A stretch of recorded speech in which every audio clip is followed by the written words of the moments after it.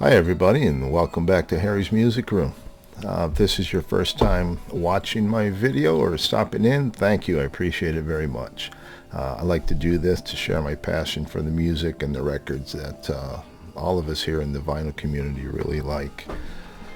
This is a video response for the 2024 PROG Tag started by Alex at Beer and Vinyl channel. I'll put a link to his channel below. Check him out. He's got 19 questions about prog music, and the first one is, what is your favorite debut record? Well, that would have to be Emerson, Lake and Palmer's self-titled record from 1971. Let's see, I would have been probably 16 years old about this time, going on 16. Love that album. I was a huge Emerson, Lake and Palmer fan for many years. Next, show a prog artist or album that you got into in 2023 or recently. Well, that would be our own Mark Anthony Kaye, his band Project Gemini, What Lies Beyond. Mark does an amazing job on these records. All tracks written, performed, and produced by Mark Anthony Kaye. Man of many talents. Really good music here. I can't recommend it enough. Check him out on Bandcamp. I'll put a link to Mark's channel or Bandcamp below. I don't know how many of these he has left, but he does 100 of them. He signs them and he numbers them. Mark has also done other records. He did a series called Trilogy called In the Year 3073, and look at the amazing artwork as well. You can tell that Mark is a vinyl junkie, and that he really knows what he's doing, and he puts everything into it, all the things that us vinyl collectors want. This is book 3. This is book 2. Book 1, unfortunately, is sold out, so if anybody out there has a book 1 that they're willing to part with, please get in touch with me. Okay, next, show, it's Golden Jubilee, show a progressive rock album celebrating 50 years. Well, that's what we're listening to right now, and hopefully YouTube will let me put this video up. But that will be Hatfield in the North. I found this record in a collection that I picked up. Gave it a play, and I really liked it. I had never heard of them before, but definitely prog, and definitely a good album. You can hear it going in the background. Let's hope YouTube lets me put this up. Okay, show a favorite live album. Well, that's going to be Yes Songs. This one's signed by Alan White. I saw Alan at a record collector show in Seattle many years ago, probably in the mid-90s, and had him sign this and a couple of other records for me. Very nice guy, very friendly, willing to talk to you about anything. Okay, next up, show a non-UK prog record. Captain Beyond, band that was put together in Los Angeles. Really good record. This has got the lenticular cover. I think most people out there know this album. Next question. Show a proto-prog album. Progressive music prior to Court of the Crimson King. Got to be the Moody Blues. The Moody Blues were putting out prog type music from their second album probably. But this is one of my favorites here. I like them all, but this has got Dear Diary in the beginning, Lazy Day, The Voyage. For you people that aren't sure if you're going to like prog or not, check out the Moody Blues. Let's see, next up, show an album with an epic song, 10 to 15 minutes or longer. I don't know if you're all going to agree with me, but I think In-A-Gadda-Da-Vida could definitely be considered a prog song, and this clocks in at 17 minutes. Let me know in the comments, is it or isn't it?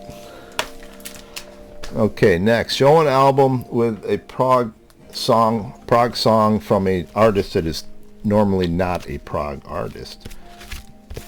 Good Vibrations. Boy, that's absolutely a prog song. And here we get 1, 2, 3, 4, 5 different versions of it. And that's on yellow vinyl. Next, an underrated gem, a forgotten favorite. Absolutely, John Barleycorn Must Die. I love this album. Glad, Freedom Rider, Empty Pages. I mean, the title track, everything on this record is fantastic. And next, let's see.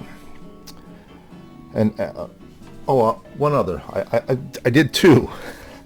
That was an underrated record for sure. But here's one that I could have picked. It's a record I like a lot. I don't know how many people are familiar with it, but that would be Brain Box. And this is on Capitol.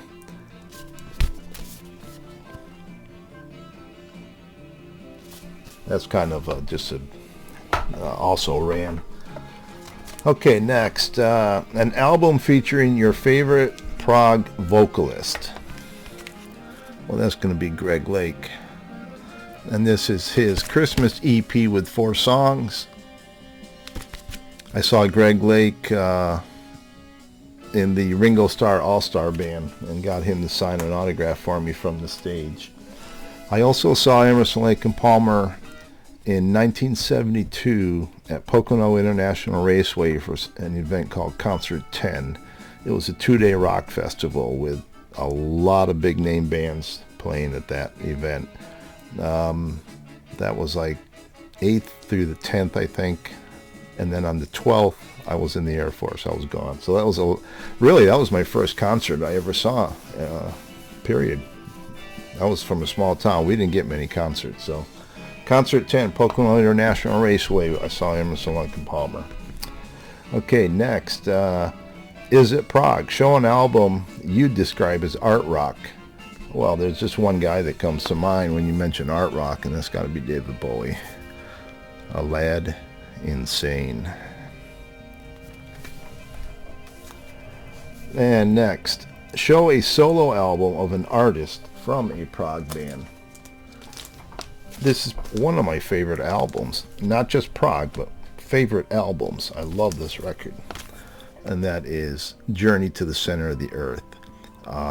The David Hemming's narration on this is what makes it for me. I love it. He does the dramatic readings, and then all the orchestra comes in, and this is just a fantastic record. And then I also have it on a quad pressing. So next, Jack of all trades, master of all. Show a genre bending album or artist. Pink Floyd, they can do it all, and they have done it all.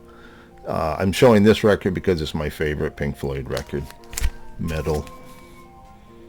But they've done it from totally trippy prog music to Dark Side of the Moon. They can do it all. They did do it all. Let's see. Next up, the 80s called, and they want you to show an album from the 80s. Well, that would be Supertramp.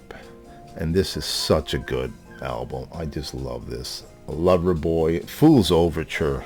It's one of the best things that they ever did, in my opinion. Great album. Is there a date on here? I'm pretty sure it's the 80s, though. But I could be wrong. Let's see. 77. Well, I listened to it in the 80s, okay? Sorry about that. Not Dead Yet. A later career album. Well, obviously this band's been around forever. It's not even a band anymore. It's just he's using the name. I bought this.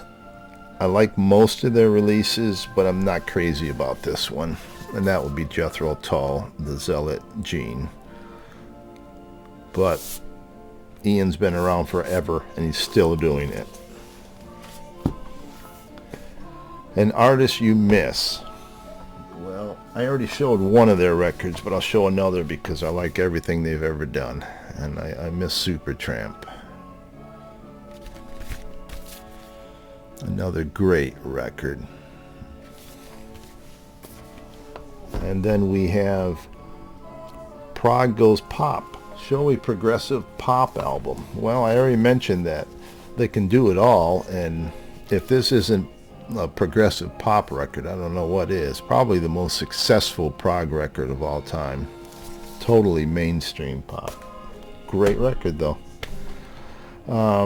Show a prog album with cover art that you love. Well, this is a record that I listened to it because of the cover. Had no idea what it was like when I first heard it, but it's a great album. And that would be In the Court of the Crimson King. Look at that artwork.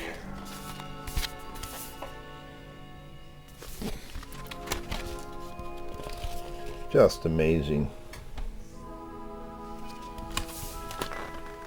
And last, an album you would recommend to a non-prog fan if you wanted to turn them on to prog.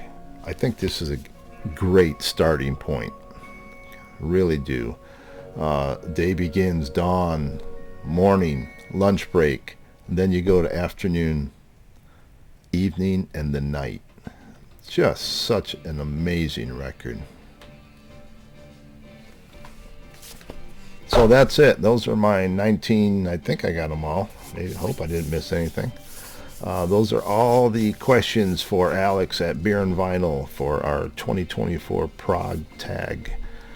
Thanks for watching. I'd love to read your comments on this one below because I don't know a lot about prog. I know what I like, and you know, as we all do.